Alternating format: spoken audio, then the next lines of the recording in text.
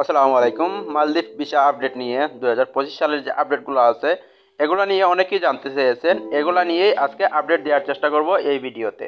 এই ভিডিওর মধ্যে থাকতেছে বর্তমানে কোন কোন ভিসা হচ্ছে, কাদের ভিসা দিচ্ছে, পুলিশ কেন ধরতেছে, গণহারে কেন পুলিশ বর্তমানে ধরতেছে, রিসোর্টে কিভাবে যাবেন এ নিয়ে অনেকেই জানতে চেয়েছেন, যেহেতু রিসোর্টের একটা ডিমান্ড রয়েছে মালদ্বীপে। তো মূল ভিডিওতে যাওয়ার আগে আপনাদের বলে দিচ্ছি, এরকম ইনফরমেটিভ ভিডিও কিন্তু আমার চ্যানেলে প্রতিদিনই আপলোড হচ্ছে। আপনারা যদি মিস না করতে চান, বিভিন্ন দেশ সম্পর্কে জানতে চান, ভিসা সম্পর্কে জানতে চান, তাহলে অবশ্যই চ্যানেলটা সাবস্ক্রাইব করে রেখে দিবেন। তো আমার অনেক দিন ধরেই ভিডিও দেওয়া হয় না, কারণটা হচ্ছে ফেক নিউজ দিয়ে আপনাদের কোনো লাভ নেই।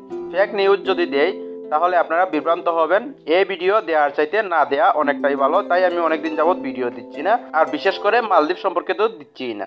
তো বর্তমানে কারা আছে এটা নিয়ে যদি সঠিকভাবে বলতে হয় তাহলে বলতে হবে যে মালিক চাইতেছে।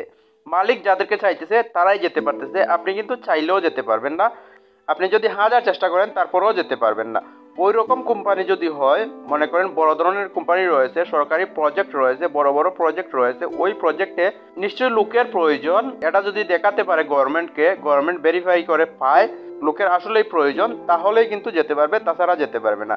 তারপরে আছে ব্যাড ট্যাক্স, এগুলা যে আছে এগুলা সম্পূর্ণভাবে ক্লিয়ার থাকতে হবে। ওই রকম ওই মানের কোম্পানি হতে হবে। এরকমও অনেক কোম্পানি রয়েছে যে 4-5 জনের কোম্পানি, 3-4 জনের কোম্পানি, ওই রকম কোম্পানিতে কিন্তু আর বর্তমানে যেতে পারতেছেন না।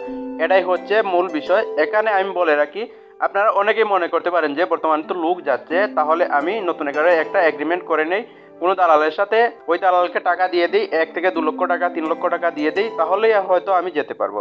এটা কিন্তু আপনার একটা ভুল ধারণা। এভাবে কোনোভাবেই আপনি যেতে পারবেন না। অবশ্যই ভালো কোম্পানি হতে হবে, নির্ধারিত কোম্পানি হতে হবে, লোকের প্রয়োজন হতে হবে এবং মালিক চাইতে হবে। তো দ্বিতীয় যে বিষয় এটা হচ্ছে যে পুলিশ কেন ধরতেছে বর্তমানে গণহারে। আসলে গণহারে ধরতেছে না, যাদেরকে ধরতেছে তাদের ভিসা নাই। একটা মূল বিষয় হচ্ছে তাদের ভিসা নাই, এবং দ্বিতীয় বিষয় হচ্ছে কোম্পানি ছাড়া অন্য কোম্পানিতে গিয়ে কাজ করতেছে। এখানে যেমন ধরুন এক কোম্পানিতে গেছে, ওই কোম্পানি স্যালারি ঠিক মতো দিতেছে না, বা বিভিন্ন কারণে ওই কোম্পানি থেকে বেগে চলে গিয়ে অন্য কোম্পানিতে কাজ করতেছে। এটা ইলিগেল উপায়, ওদেরকেই ধরতেছে কোম্পানি। যাদেরকে ধরতেছে লিগেল ডকুমেন্ট যাদের আছে তাদেরকে কিন্তু কোনোভাবেই বাংলাদেশে পাঠাচ্ছে না বর্তমানে। প্রথম দিকে কয়েকজনকে পাঠালেও বর্তমানে কিন্তু আর পাঠাচ্ছে না। আর ফ্রি ভিসায় যারা কাজ করতেছেন মালিক ওইরকম রেসপন্স নিতেছে না, তাদেরকেই বাংলাদেশে পাঠিয়ে দিচ্ছে। তো মূল কথা হচ্ছে যাদের ভিসা নাই আর যারা কোম্পানি ছাড়া অন্য কোম্পানিতে কাজ করতেছে, ফ্রি ভিসায় কাজ করতেছে, মালিকের রেফারেন্স নাই, ওইরকম লোককেই ধরে বাংলাদেশে পাঠাচ্ছে। আর 3 নম্বরে যে বিষয়টা এটা হচ্ছে যে রিসোর্টে কিভাবে যাবেন। বর্তমানে একটা কথা আপনাদের ক্লিয়ার করে বলে দিই, আপনার যদি লুক না থাকে, কোনো রিসোর্টে লুক না থাকে, রিসোর্ট যদি না চায় তাহলে আপনি যেতে পারবেন না, যতই আপনি টাকা খরচ করুন না কেন। বর্তমানে যেই চান্সগুলো নিতেছে এগুলো হচ্ছে যে ইন্ডিয়ান লুক, তারপর ফিলিপিন্সি লুক, তারপর তাদের দেশের 1 নম্বরে হচ্ছে তাদের দেশের যে লোকাল আছে, ওই লোকালকে কিন্তু বর্তমানে বেকারত্বের হার কমানোর জন্য তাদেরকে চাকরি দিতেছে। এবং বাইরের দেশের লোক, বিশেষ করে বাংলাদেশের লোক বর্তমানে চান্স পাচ্ছে না। আপনার যদি একটা লোক থাকে কোনো রিসোর্টে, আপনার জানাশোনা লোক থাকে, ওই লোকের রেফারেন্সে কিন্তু আপনি যেতে পারবেন। ওই লোক যদি চায়, ওই রিসোর্ট যদি চায়, তাহলেই আপনাকে নিতে পারবে। আপনি গণহারে কোনোভাবেই তো ভিসা পাওয়া যাচ্ছে না, তারপরে রিসোর্টের ভিসা এভাবে কোনোভাবেই পাবেন না। এটাই হচ্ছে মূল বিষয়। তারপরে দ্বিতীয় থাকতে হবে আপনার ভাগ্য ছাড়া কিন্তু রেফারেন্স, স্কিল। আপনার যদি স্কিল থাকে, তাহলে আপনার যদি ওই জায়গায় লোক থাকে, ওই কোম্পানি যদি চায়, ওই রিসোর্ট যদি চায়, তাহলে স্কিল থাকতে হবে আপনার, তাহলেই আপনি যেতে পারবেন। তারপর আছে রেফারেন্স, তারপর আছে ভাগ্য। আর লোকালদের দ্বারা বর্তমানে বলা যাচ্ছে যে রিসোর্টের কাজগুলা এইগুলা।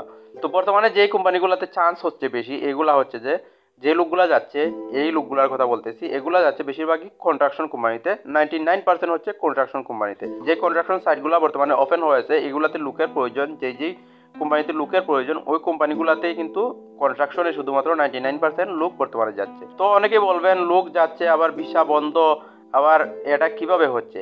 এটা অফিসিয়ালি হচ্ছে ভিসা বন্ধ নাকি ভিসা খোলা? এক কথা যদি এখানে বলতে হয়, ভিসা বন্ধও নয়, খোলাও নয়, এটা আনঅফিসিয়ালি ভাবে যাচ্ছে, কোম্পানি চাচ্ছে তাই যাচ্ছে।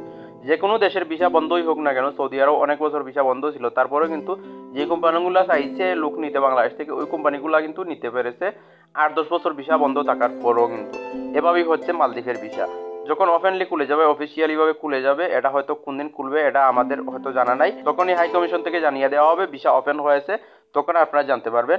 মালদ্বীপসে অবস্থিত যে বাংলাদেশ হাই কমিশন আছে, তাদের একটা ফেসবুক পেজ রয়েছে, ওইখানে আপনি ফলো করে রাখতে পারেন, তাহলে ইনফরমেশনগুলো আপনারা সরাসরি পেয়ে যাবেন।